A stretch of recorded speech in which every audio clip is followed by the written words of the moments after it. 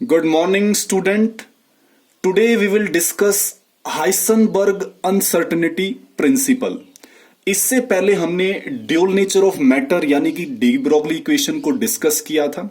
अब हम डिस्कस करने वाले हैं बहुत ही important topic Heisenberg uncertainty principle. तो सबसे पहले हम इसकी डेफिनेशन को समझेंगे कि हाइसेनबर्ग ने क्या कहा था।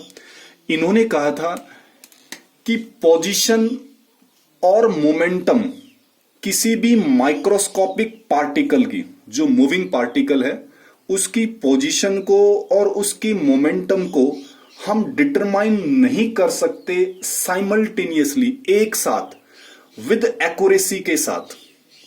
मतलब एक्यूरेसी से हम पोजीशन को भी और मोमेंटम को भी एक साथ नहीं फाइंड आउट कर सकते। ये डेफिनेशन दी थी हाइसेनबर्ग प्रिंसिपल ने। ठीक है, तो ये कहता है अगर बाय चांस, अगर हम कोशिश भी करें, प्रयास भी करें पोजीशन और मोमेंटम को फाइंड आउट करने के लिए, वो भी एक साथ, तो होता क्या है कि इन दोनों क्वांटिटी में से अगर हम एक क्वांटिटी को एक्यूरेसी से अगर फाइंड आउट कर भी लेते हैं तो दूसरी जो क्वांटिटी है वो लेस एक्यूरेट हो जाती है।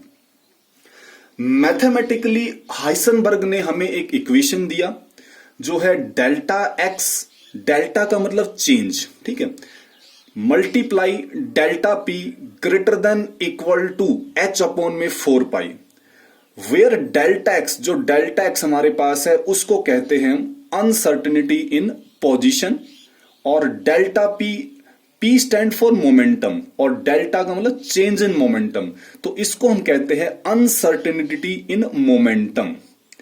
ठीक है, आपको पता है कि जो मोमेंटम होता है उसका फॉर्मूला होता है मास इनटू में वेलोसिटी। अगर हम इसको चेंज इन मोमेंटम करें यानी कि डेल्टा पी लिखें तो इट बिकम्स मास इनटू में डेल्टा वी। तो हम क्या करेंगे, इस डेल्टा पी की जगह हम mass into delta we put करेंगे। यहां से मास को अगर हम नीचे भेजेंगे तो हमारे पास ये इक्वेशन आएगी। तो ये जो इक्वेशन है हमारे पास, ये दोनों ही हाइसेनबर्ग अनसर्टेनिटी प्रिंसिपल ने की इक्वेशन है। और यहां पे जो डेल्टा वी है उसको हम बोलते हैं अनसर्टेनिटी इन वेलोसिटी। अगर हमें न्यूमेरिकल प्रॉब्लम्स दी जाए तो न्यूमेरिकल प्रॉब्लम्स में हम यूज कर सकते हैं डेल्टा एक्स गुणा में delta v equal to h upon में 4 पाई एम।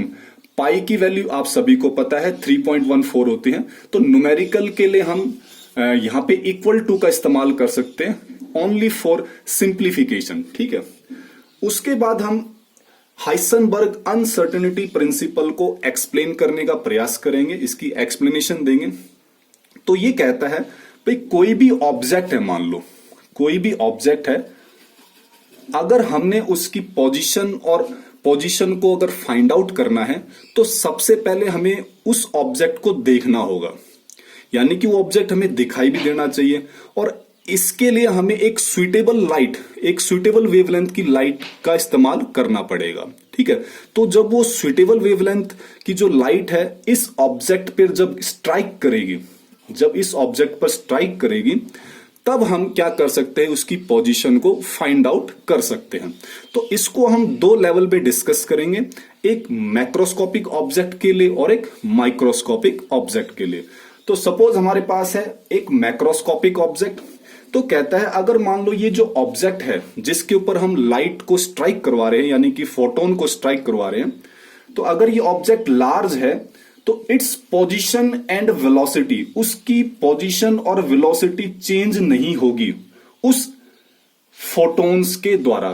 फॉर एग्जांपल, एक बड़ी सी गाड़ी अगर सड़क पर खड़ी है और उसके ऊपर मान लो कोई लाइट अगर स्ट्राइक करती है तो वो उसकी पोजीशन को और उसकी वेलोसिटी को चेंज नहीं कर पाएगा, क्योंकि वो एक मैक्रोस्कोपिक ऑब्जेक्ट है।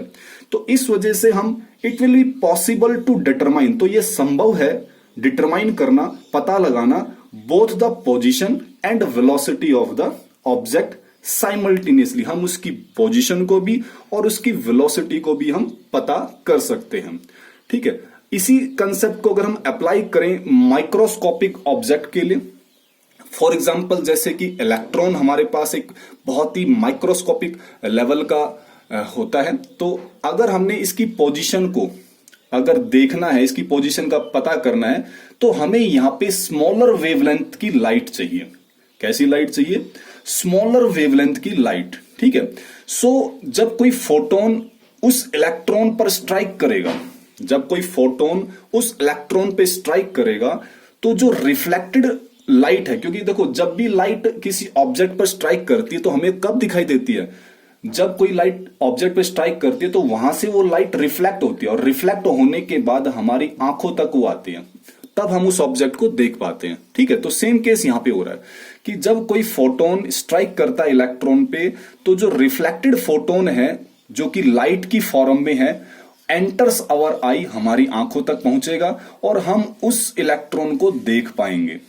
इसका मतलब अगर हम उस इलेक्ट्रॉन को देख पा रहे हैं तो इसका मतलब हमें उसकी पोजीशन भी पता लग गई। लेकिन जो शॉर्टर वेवलेंथ हमने यूज किया था यहां पे, यानी कि स्मॉलर वेवलेंथ यूज किया था, अगर हम स्मॉलर वेवलेंथ यूज करेंगे तो उस केस में जो वो लाइट है वो हाई एनर्जी की होगी, क्योंकि आप सभी को पता है जो एनर्जी होता है वो h इंटू में म्यू होता है, और म्यू यानी कि फ्रीक्वेंसी, तो इसकी वैल्यू क्या होती है? c बाई लैम्डा, यानी कि एनर्जी जो है वो इनवर्सली प्रोपोर्शनल टू लैम्डा होता है। अगर आप लैम्डा को स्मॉलर यूज करोगे तो हाई एनर्जी की वो क्या होगी? लाइट होगी, यानी कि हाई फ्रीक्वेंसी वाली लाइट होगी। तो ये जब ये हाई फ्रीक्वेंसी की लाइट अगर एक छोटे से माइक्रोस्कोपिक ऑब्जेक्ट जैसे कि इलेक्ट्रॉन पर अगर स्ट्राइक करेगी, तो सीधी सी बात है भी उसकी वो स्पीड को भी और उसकी डायरेक्शन को भी क्या कर देगी? वो चेंज कर देगी। जैसे कि मान लो एक बिल्कुल छोटा सा कोई ऑब्जेक्ट आपने रखा आपके सामने, और उसके ऊपर अगर आप बहुत तेजी से स्ट्राइक करोगे तो वो अपनी जगह से भी हट जाएगा और उसकी डायरेक्शन भी क्या हो जाएगी? चेंज हो जाएगी। क्लियर? जैसे मान लो सिर्फ एक फनी वे में आपको इसको सुनना है कि भाई एक तरफ से जो ना एक बड़ा सा ट्रक आ रहा है और दूसरी साइड से एक साइकिल चलाता हुआ कोई लड़का आ रहा है। अगर वो साइकिल और ट्रक आपस में भिड़ते हैं तो साइकिल उस टाइम हम क्या मान लेंगे? उसको थोड़ा सा समझने के लिए केवल उसको माइक्रोस्कोपिक ऑब्जेक्ट मानो, ठीक है, उस ट्रक के मुकाबले में। तो जब ट्रक उससे टकराएगा तो साइकिल वाले की डायरेक्शन भी चेंज हो जाएगी और उसकी स्पीड भी क्या हो जाएगी? चेंज हो जाएगी, ठीक है। तो आपने इसको माइक्रोस्कोपिक लेवल पे लेना भी। जब एक इलेक्ट्रॉन पर अगर हम बहुत तेजी से एक एनर्जी एक लाइट जिसकी बहुत ज्यादा एनर्जी है, बहुत ज्यादा फ्रीक्वेंसी, अगर वो स्ट्राइक करेगा तो सीधी सी बात है उसकी स्पीड भी चेंज हो जाएगी, उसकी डायरेक्शन भी चेंज हो जाएगी, यानी कि मोमेंटम चेंज हो जाएगा। मतलब एक तरफ आपने पोजीशन तो पता लगा लिया, लेकिन उसी टाइम आप उसकी मोमेंटम को पता नहीं कर सकते क्योंकि मोमेंटम बदलती रहेगी। तो इसका मतलब ये हुआ, अगर माइक्रोस्कोपिक ऑब्जेक्ट है तो हम एक टाइम पर एक ही चीज फाइंड आउट कर सकते हैं, उसकी या तो पोजीशन या फिर मोमेंटम। हम दोनों चीज एक साथ मेजर नहीं कर सकते। यही कंसेप्ट दिया था हाइसेनबर्ग अनसर्टेनिटी प्रिंसिपल ने।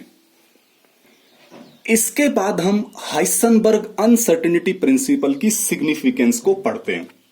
तो इसका जो सिग्निफिकेंस है, इसकी जो इंपॉर्टेंस है, वो केवल माइक्रोस्कोपिक ऑब्जेक्ट के लिए है। ये आपने ध्यान रखना है। किसके लिए है? माइक्रोस्कोपिक ऑब्जेक्ट के लिए। क्योंकि मैक्रोस्कोपिक ऑब्जेक्ट पर तो कोई फर्क ही नहीं पड़ता भाई, उसकी ना तो वेलोसिटी चेंज हो रही है और ना ही उसका आपका मोमेंट पोजीशन चेंज हो रही है, ठीक है, कोई भी चेंज नहीं हो रही। लेकिन माइक्रोस्कोपिक ऑब्जेक्ट के लिए इसकी सिग्निफिकेंस है। इसको हम एग्जाम्पल से समझते हैं। मान लो हमने एक तरफ मैक्रोस्कोपिक ऑब्जेक्ट लिया और दूसरी तरफ हमने माइक्रोस्कोपिक ऑब्जेक्ट लिया, जैसे कि कोई इलेक्ट्रॉन, ठीक है। तो हमने मास जो है ना उस मैक्रोस्कोपिक ऑब्जेक्ट का मान लिया भी 10⁻⁻⁶ किलोग्राम, क्योंकि बड़ा ऑब्जेक्ट है तो भी मास ज्यादा ही होगा ऑब्वियसली।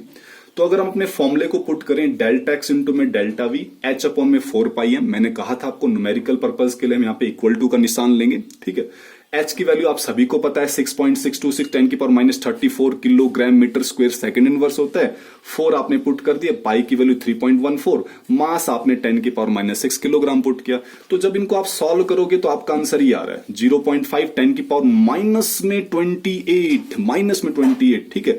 दूसरी तरफ अगर हम देखें तो यहाँ पे भाई इलेक्ट्रॉन का मास तो आपको पता है 9.11 10⁻³ किलोग्राम होता है। यहां पे भी अगर आप डेल्टा एक्स डेल्टा वी की वैल्यू फाइंड आउट अगर करते हो तो जब आप इनकी वैल्यू को यहां पुट करोगे तो इसका जो आंसर आता है 5 × 10⁻⁻5 केवल -5 में मीटर स्क्वायर सेकंड इनवर्स। अब देखो इन दोनों वैल्यू में अगर हम इस वैल्यू को अगर हम देखें तो -20 बहुत ही कम है, बहुत ही कम, यानी कि ये जो वैल्यू है एक्सट्रीमली स्मॉल है और बहुत ही कम है, तो ये सिग्निफिकेंट भी नहीं है। दूसरी तरफ ये वैल्यू लार्ज, इसके मुकाबले कंपैरेटिवली लार्ज वैल्यू है, इसीलिए इसको हम सिग्निफिकेंट कह सकते हैं। क्लियर। और फाइनली हम हाइसेनबर्ग अनसर्टेनिटी प्रिंसिपल को कंप्लीट कर चुके हैं, जिसने एक ही बात कही थी कि केवल माइक्रोस्कोपिक ऑब्जेक्ट के लिए इसका सिग्निफिकेंस है। हम केवल एक ही टाइम पर एक ही चीज फाइंड आउट कर सकते हैं, हम दोनों चीज एक साथ फाइंड आउट नहीं कर सकते हैं। तो जो सक्सेसफुल वर्क हमने डी ब्रॉगली इक्वेशन यानी कि ड्यूल नेचर का पढ़ा था और हाइसेनबर्ग जो अभी हमने खत्म किया है, ये जो है led to the failure of Bohr's model of atom. इन्होंने बोहर्स मॉडल ऑफ एटम को फेल कर दिया था, क्योंकि डी ब्रॉगली के अनुसार जितने भी मैटर होते हैं, चाहे इसमें इलेक्ट्रॉन ही क्यों ना हो, exhibit both particle and wave like property. उसके अंदर पार्टिकल प्रॉपर्टी भी होती है, सॉरी वेव प्रॉपर्टी और पार्टिकल दोनों ही प्रॉपर्टी एक मैटर के अंदर पाई जाती है। जबकि बोहर्स ने तो ये कहा था कि जो इलेक्ट्रॉन है उसके अंदर केवल पार्टिकल होता है, वो पार्टिकल कंसीडर किया था, उसने पार्टिकल प्रॉपर्टी को कंसीडर किया था इलेक्ट्रॉन ने। लेकिन ड्यूल नेचर ने क्या कहा था, भाई सभी मैटर पार्टिकल भी शो करेंगे और वेव लाइक प्रॉपर्टी भी। ठीक है। और हाइसेनबर्ग ने क्या कहा, देखो बोहर्स के अनुसार, अगर हम बोहर्स की बात करें तो बोहर्स के अनुसार जो न्यूक्लियस होता है उसके चारों तरफ जो इलेक्ट्रॉन है वो एक वेल डिफाइंड सर्कुलर पाथ में रिवॉल्व करता है, वेल डिफाइंड सर्कुलर पाथ में रिवॉल्व करता है, ये बोहर्स ने कहा था। लेकिन हाइसेनबर्ग ने इसके ऊपर उंगली उठाई, उसने कहा भी नहीं, ऐसा हो ही नहीं सकता। जब हम किसी पार्टिकल की पोजीशन और वेलोसिटी को एक साथ फाइंड आउट ही नहीं कर सकते तो हम कैसे कह सकते हैं कि वो वेल डिफाइंड में। ठीक है। तो हाइसेनबर्ग ने कहा कि इलेक्ट्रॉन कैन नॉट एग्जिबिट, भी इलेक्ट्रॉन एग्जिबिट नहीं कर सकता एक वेल डिफाइंड पाथ को। ठीक है नहीं, क्योंकि उसकी पोजीशन और उसकी वेलोसिटी को हम एक साथ फाइंड आउट ही नहीं कर सकते, तो हम कैसे कह सकते हैं कि वो सर्कुलर पाथ में रिवॉल्व कर रहा है। तो इसी वजह से जो क्वांटम मैकेनिकल मॉडल था इसकी स्टेबलाइज्ड हुई, और इसके अंदर किसका योगदान था, डी ब्रॉगली यानी कि ड्यूल नेचर और हाइसेनबर्ग अनसर्टेनिटी प्रिंसिपल का।